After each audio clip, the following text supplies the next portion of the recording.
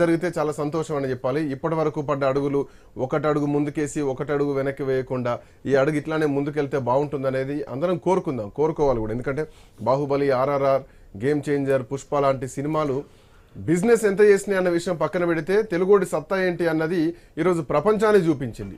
అది కళారంగం నుంచి అక్సెప్ట్ చేయాల్సినటువంటి అంశం. ఇవాళ దేశానికి సేవ చేశారా అంటే అది సెకండరీ లైన్, అది మనసుతో మాట్లాడినటువంటి మాటగా తీసుకోవాల్సినటువంటి అవసరం ఉంటుంది. బట్ ఇక్కడ పాయింట్ వెంకటరెడ్డి గారు ఎవరు ఇనిషియేషన్ తీసుకున్నారు అన్నదే పాయింట్. రేవతి మరణం తర్వాత టాలీవుడ్లో ఒక భారీ కదలికను ముఖ్యమంత్రి రేవంత్ రెడ్డి తీసుకొచ్చారు అని చెప్పడంలో ఎట్లాంటి సందేహం కనిపించడం లేదు.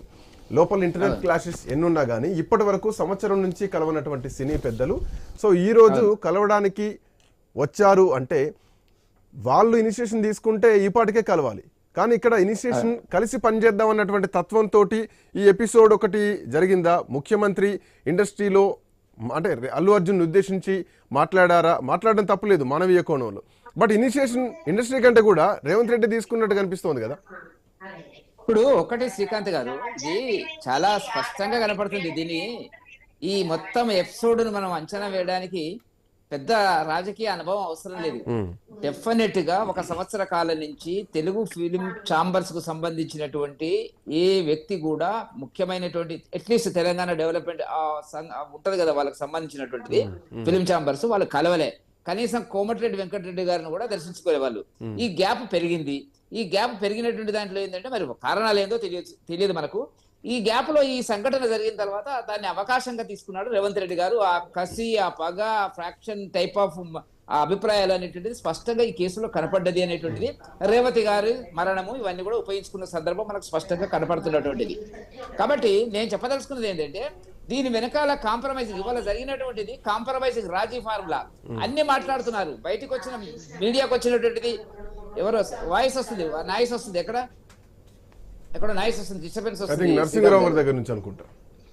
కాబట్టి నేను చెప్పదలుచుకున్నది ఏంటంటే ఇవాళ ఆ బెనిఫిట్స్ ఉండవు, టికెట్లు పెంచము, కేసు అట్లాగే నడుస్తుంది, అసెంబ్లీ దానికి కట్టుబడి ఉన్నామన్న దాని కింద కేసు అట్లాగే ఉంటది అనేటువంటి మాట గురించి చెప్పడం లేదు. ఇవాళ డెఫినెట్ గా దీని వెనకాల జరిగినటువంటి తతంగం నాకున్న సమాచారం మేరకు ఏంటంటే ఈ ఇష్యూని జాతీయ మీడియా చాలా పెద్ద ఎత్తున ఎక్స్పోజ్ చేసింది. మీరు చూసినట్టు చాలా ఛానల్స్, ఇంగ్లీష్ ఛానల్స్ నేను చూశాను వరుసగా.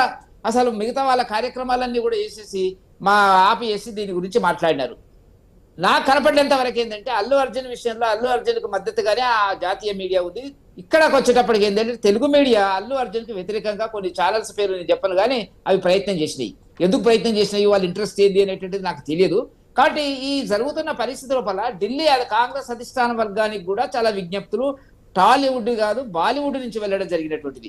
ఇదంతా చేయి దాడిపోతున్నటువంటి పరిస్థితి లోపల ఇక్కడ సినిమా ఫీల్డ్ ఏదో చనిపోయిన మాట వాస్తవము. దాన్ని ఆ రోజు గౌరవ ముఖ్యమంత్రి గారు ఒక పెద్ద మనిషిగా, ఒక పరిపాలకుడుగా జరిగిన సంఘటనకు సంబంధించినటువంటి దాంట్లో అందరినీ కూర్చుని పెట్టి సెటిల్ చేయడానికి 24 గంటలు సరిపోతుందండి. ఆ పంచేదే ఆయన దాన్ని లాగిన తర్వాత డెఫినెట్ గా తెలుగు సినిమా ఇండస్ట్రీని కొంత ఇబ్బందులు గురి అయినటువంటి పరిస్థితుల వాళ్ళు కొంత భయపడ్డ పరిస్థితి. దీంట్లో దిల్ రాజు ఎంటర్ అయినాడు.